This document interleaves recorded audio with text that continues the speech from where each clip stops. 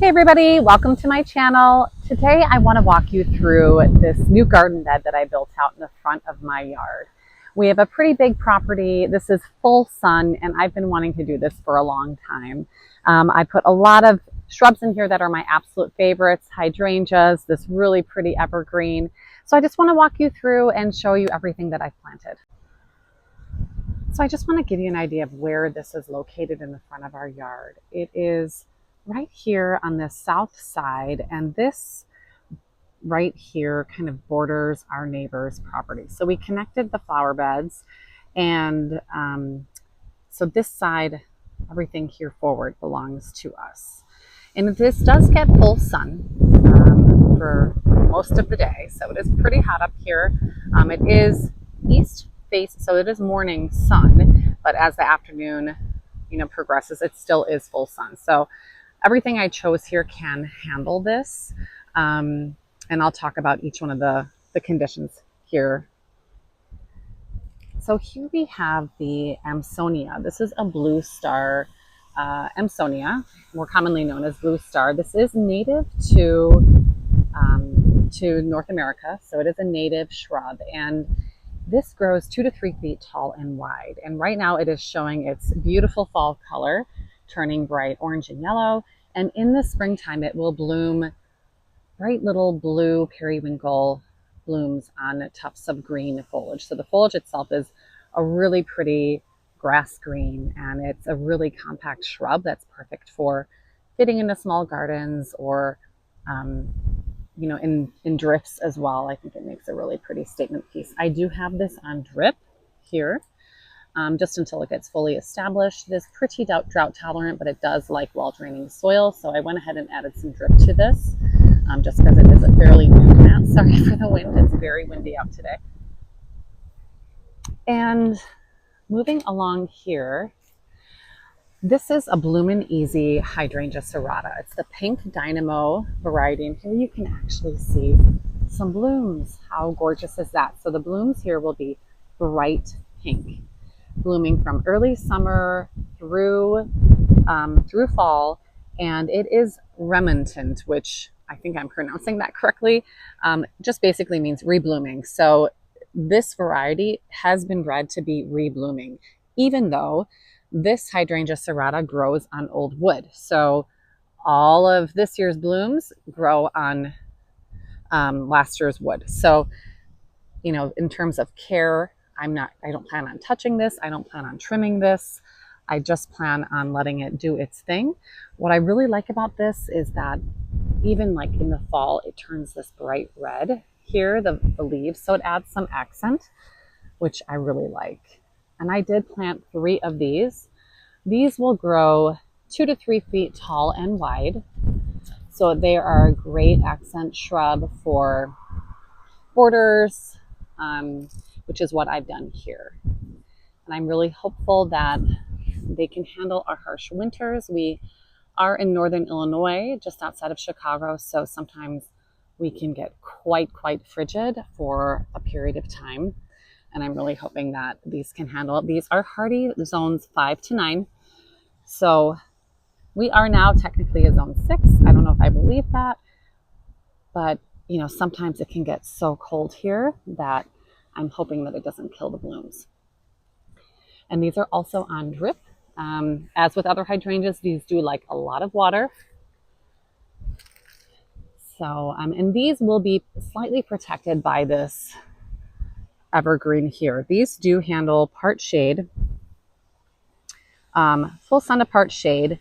I am protecting them a bit from the harsh afternoon sun by placing them in front of this evergreen, which will cast a shadow when that afternoon sun comes down this way. So that's my goal, is to just offer them a little bit of protection. And right behind them here, I have this beautiful little blue stem grass, and this is just gorgeous. I don't know if you can really see the blueness on the screen. I really hope you can. Sorry, my shadow. But you can see how vibrant these blues are, and they're really all different shades of blue, green.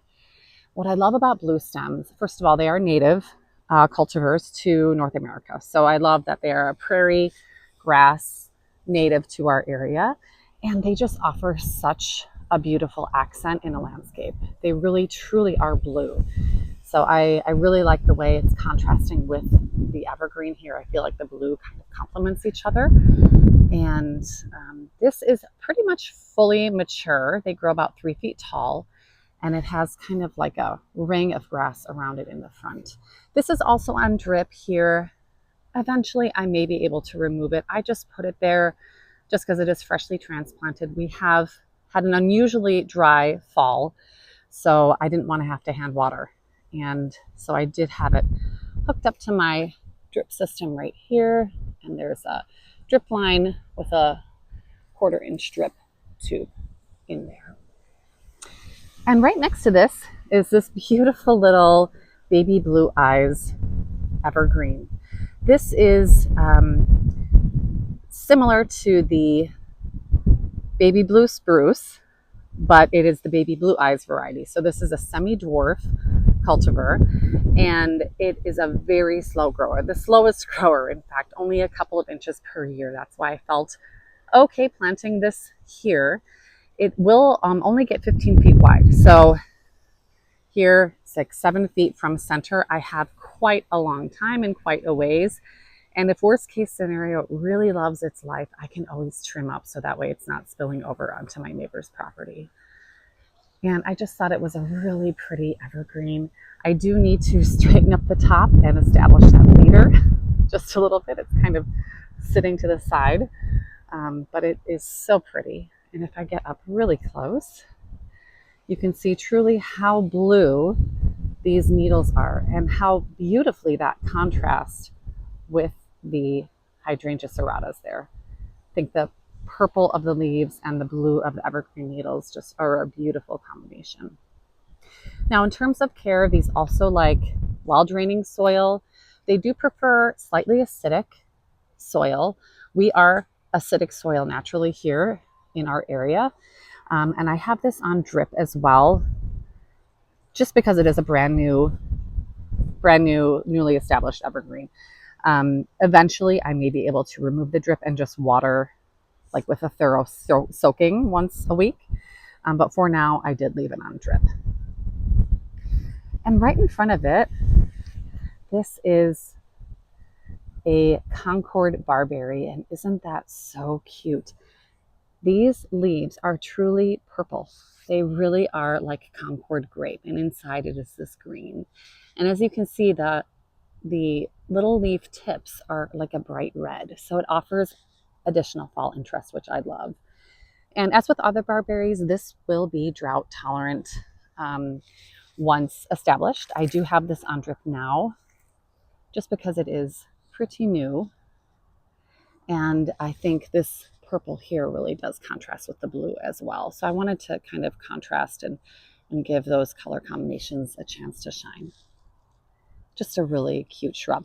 This will again get 2 to 3 feet tall and wide, if I didn't say that already. So it will fill in this area here pretty nicely. And I did that because, as you can see here underneath, this evergreen, and I know blue spruce struggle with some fungus issues, but underneath here it was a little bare. And I got this tree for $75, if you believe that. Super discount at a local nursery. And so I wanted to just fill in the space a little bit. And moving right along here, we have the Proven Winners White Diamonds Hydrangea. This is a paniculata variety. It does grow on new wood. This will get 4 to 6 feet tall and wide, so fill in this space really nicely. And obviously it's not in full bloom right now. The blooms have faded. We've had a few frost nights here, so it is showing its fall, like deep into the fall. But when it does bloom, I'll put a picture on the screen. It is a beautiful white. It looks like white diamonds in the distance. It's just gorgeous. And then it will fade out to a pink. So this, like other paniculata varieties, grows on new wood. So in terms of care, trimming it back by about 1/3 each spring with a fertilizer is a great way to get started for the season. And other than that, I mean, these things, These things are no-brainers. They bloom and bloom late spring through the summer and fall. So I think this will be a really pretty accent shrub. And right behind here, I still have the tag on here, is a Bloomin Easy Savannah Sunset 9-bark. This gets 4 to 5 feet tall, 3 to 4 feet wide. It is full sun and is just beautiful. So these leaf colors are truly red, orange, yellow, of all different shades. And this will fill in this back area of the garden bed really nicely. Just as a really pretty shrub, accent shrub. And what I love about these, like other 9-bark varieties, the foliage structure is like a maple leaf. It's just very, very pretty. And I think I've mentioned this before in another video, but the 9-bark do require pretty consistent moisture. So I do have this on drip. I do not plan on taking this off.